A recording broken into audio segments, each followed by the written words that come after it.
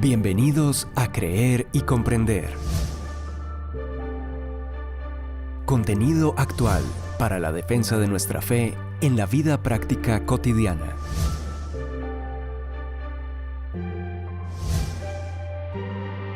Un tiempo de aprendizaje junto al autor, conferencista y apologista Arturo Rojas. Iniciamos.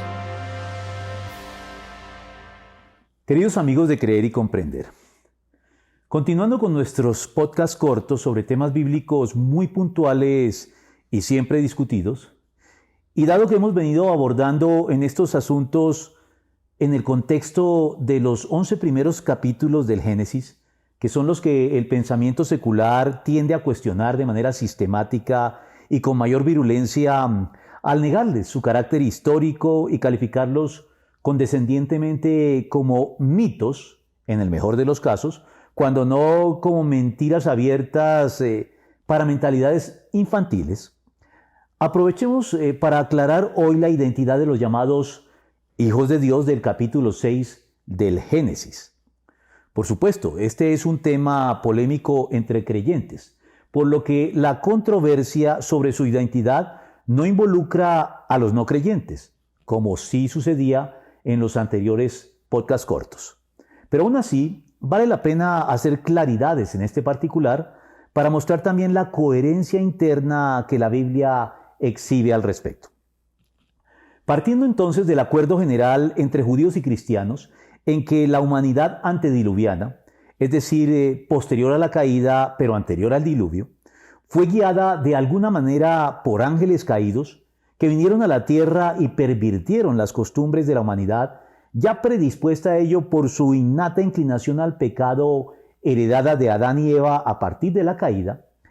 Lo que se disputa es la forma en que los ángeles caídos llevaron a cabo esta labor.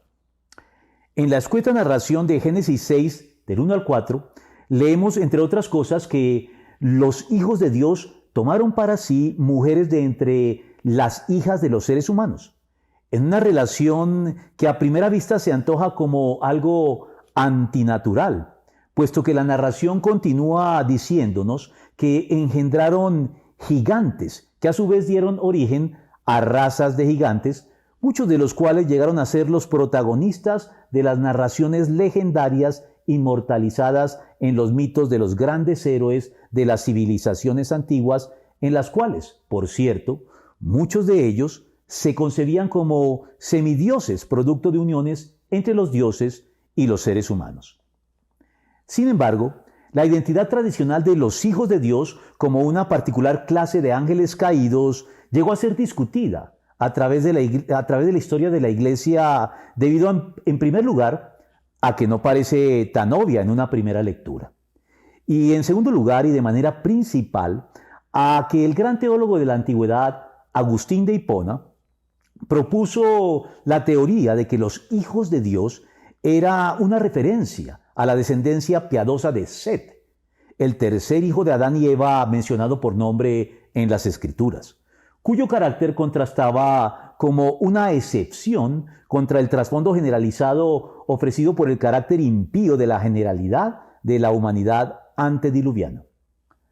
Para Agustín, lo que este pasaje indicaría entonces es que los descendientes varones del piadoso Set, que sería entonces la identidad de los hijos de Dios, fueron tentados por las mujeres pertenecientes al resto de la impía e inmoral humanidad antediluviana, y se unieron a ellas, pervirtiendo y corrompiendo así el único reducto de auténtica piedad representado por la descendencia de Set.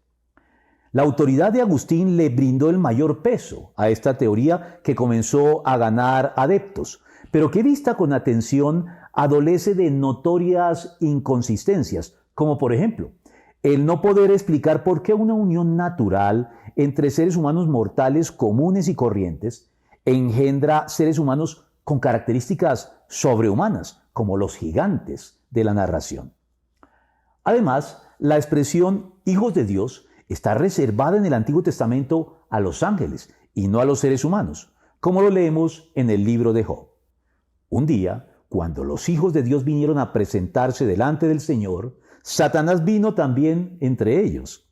Y sucedió que el día cuando los hijos de Dios vinieron a presentarse delante del Señor, vino también Satanás entre ellos para presentarse delante del Señor. ¿Dónde estabas tú cuando yo echaba los cimientos de la tierra?, le pregunta Dios a Job. Cuando cantaban juntas las estrellas del alba y todos los hijos de Dios, en directa alusión a los ángeles, gritaban de gozo. Como lo dice Job 1:6, 2:1 y 38, 1 y 7. Finalmente, este punto de vista pasa también por alto la afirmación que hace Judas en su epístola en estos términos. Y a los ángeles que no mantuvieron su posición de autoridad, sino que abandonaron su propia morada, los tiene perpetuamente encarcelados en oscuridad para el juicio del gran día.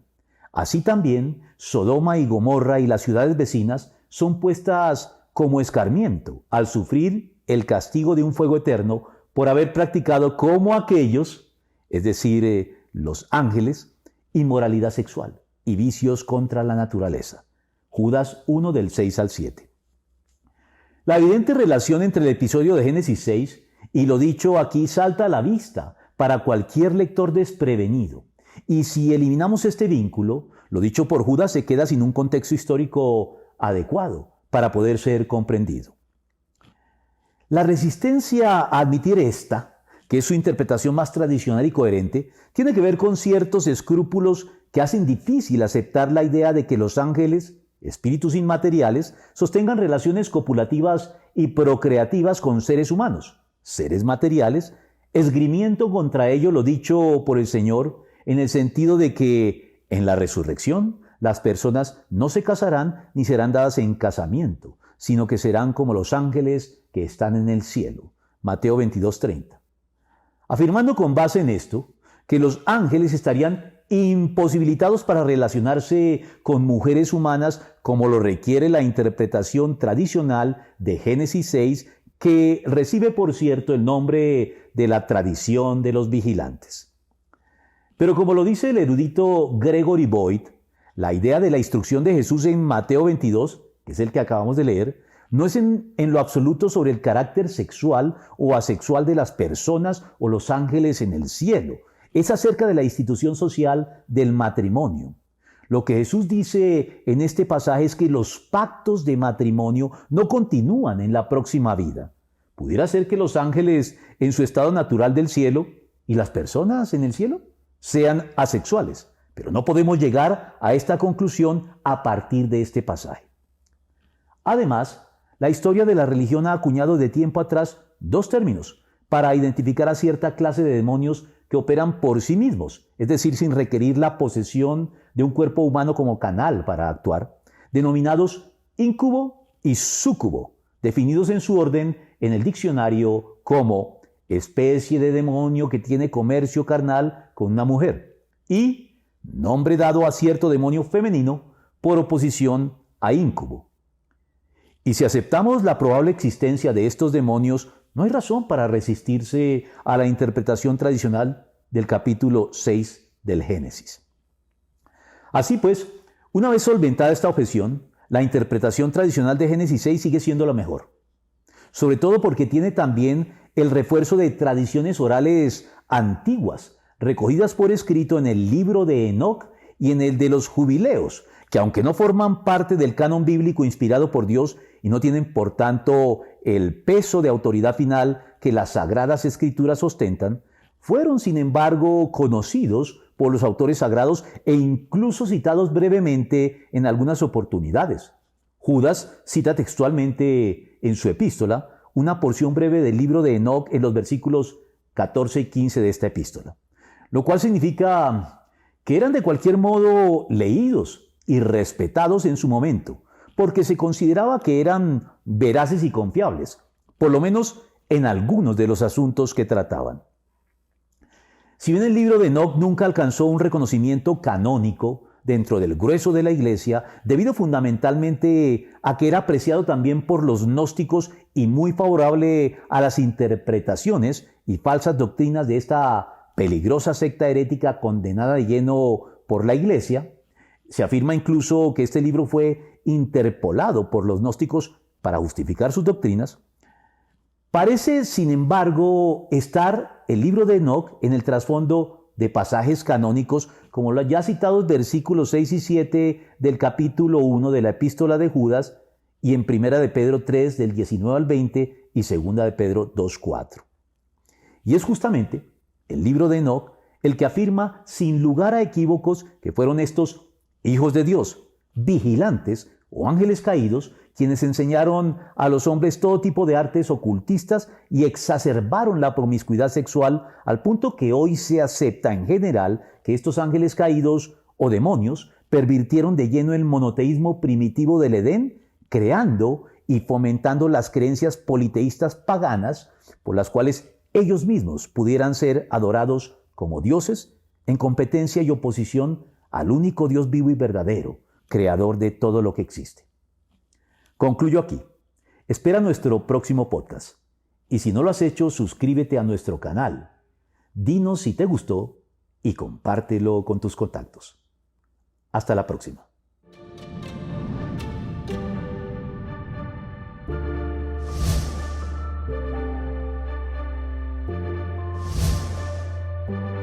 Confiamos en que este tiempo de aprendizaje te haya sido de provecho. Te invitamos a compartirlo, suscribirte y seguirnos en nuestros canales digitales de Creer y Comprender. Hasta nuestro próximo podcast.